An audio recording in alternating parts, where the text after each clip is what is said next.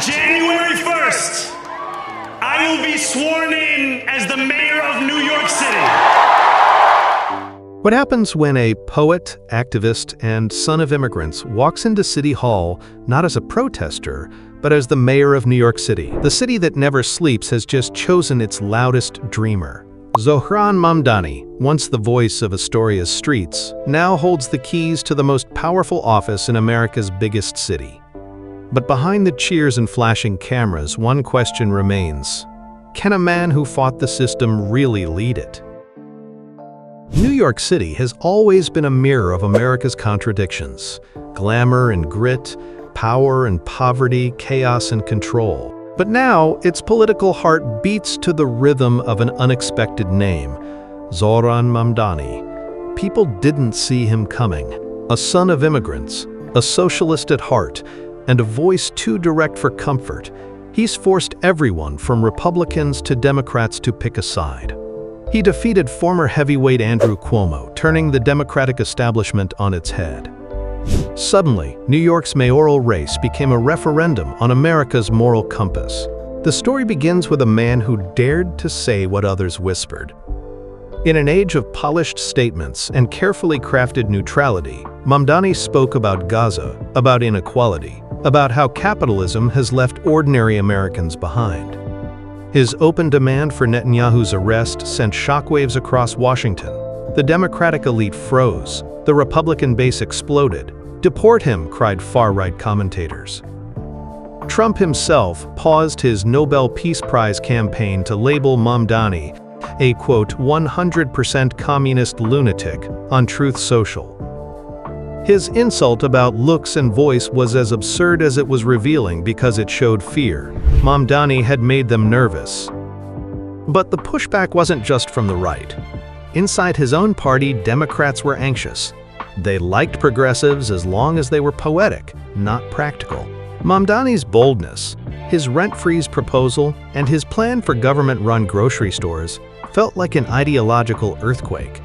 The liberal elite that thrives on donation dinners and tax exemptions suddenly faced a man saying, "You should pay more."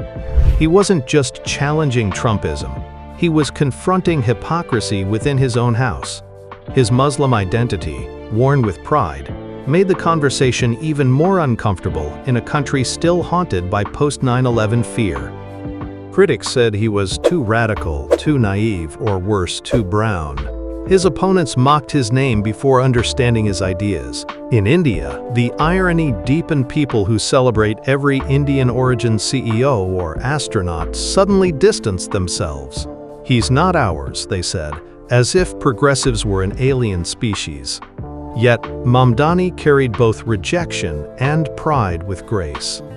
Son of legendary filmmaker Mira Neer, he inherited not fame but the instinct to tell raw, human stories. Maybe that's why he understood New York better than his polished rivals. He didn't campaign from penthouses. He listened in basements, subways, and crowded cafes. His campaign style was anything but conventional. No PR firms, no corporate funding, just people. Volunteers knocked on 600,000 doors. He raised $8 million from small donors. And when traditional media refused to cover him fairly, he built his own social media stage. Mamdani's Instagram posts looked like film reels, soft tones, clever humor, and smart editing.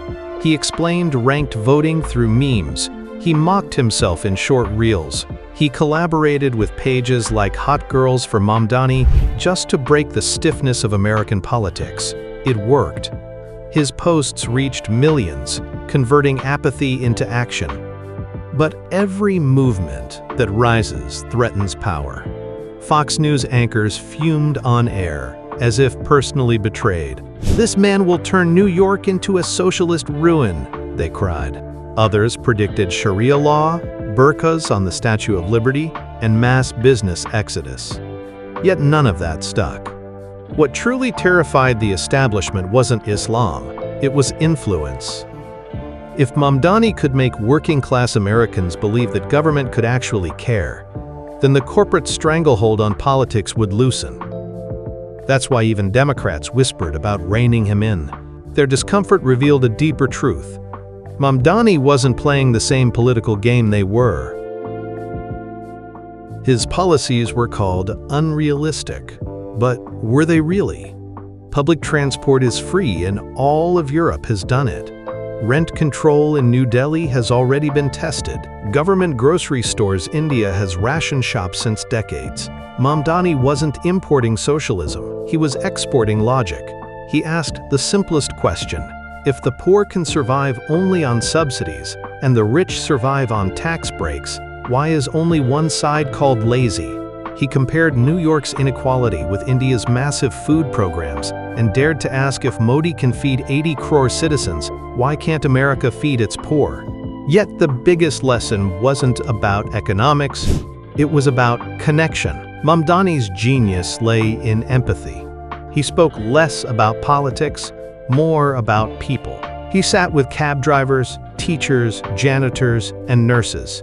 He didn't just speak for them, he spoke with them. That's why his rallies felt like community meetings, not campaigns. His honesty cut through the noise of slogans. "You can't fix America from a boardroom," he said in one speech. "You fix it from a bus stop." In those words, New Yorkers heard something they hadn't heard in years: authenticity. Still, authenticity has a cost. The Democratic establishment doesn't like independent minds. Mamdani's fearlessness has made him an internal threat. To them, he's unpredictable. A man who doesn't bow to corporate donors, doesn't sugarcoat foreign policy, and refuses to play identity politics. But maybe that's his strength. America's younger voters are tired of polished lies. They want clarity, not charm. Mamdani represents that impatience. Whether he wins or not, he has already redrawn the blueprint of modern politics, the cheat code, as he calls it. Organize people, not money.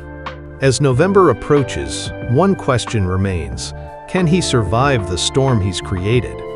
The Republicans will weaponize his faith, the Democrats will dilute his message, and the media will test his patience. But even if he loses, he's already proven something revolutionary: that political courage still matters, that truth still has a place in public life, that empathy can win more hearts than money can buy.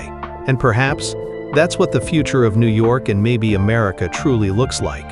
A city reborn not by fear or money, but by hope and honesty. But with victory came backlash. The Republican base lost its mind. Fox News called him a radical socialist threat. Trump personally attacked him on Truth Social, calling him a, quote, communist lunatic with terrible looks. Ironically, Democrats weren't cheering either. Inside the party, whispers began: he's too outspoken, he's unpredictable, he's bad for business. The same Democrats who praised diversity in their speeches began distancing themselves from the Muslim mayoral candidate who actually lived that word. They wanted tokenism, not truth. Mamdani became the mirror the Democratic Party didn't want to face, a reminder of how far they drifted from real progressivism. So why do Democrats secretly hate Zohran Mamdani? Because he exposes their contradictions. He's the embodiment of what they pretend to be: young, inclusive, grassroots-driven. But he doesn't play by their corporate rules. He refuses big money endorsements. He criticizes Biden's silence on Gaza.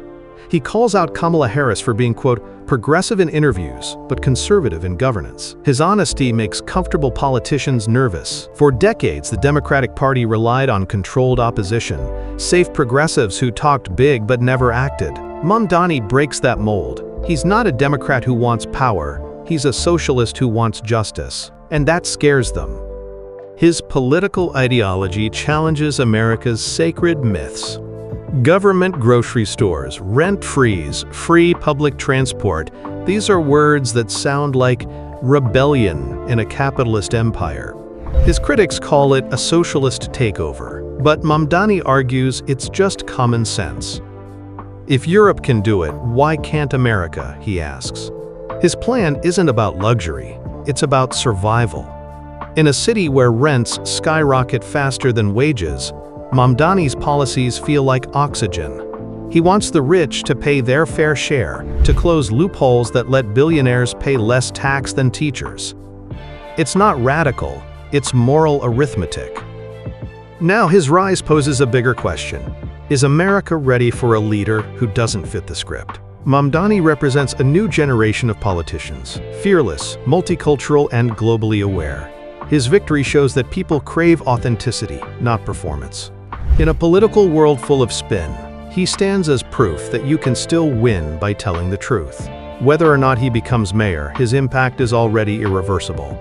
He's forced both parties to confront their failures and reminded citizens that democracy works only when you participate. Maybe the future of New York and America won't be written in corporate boardrooms, but in the voices of people like Zohran Mamdani,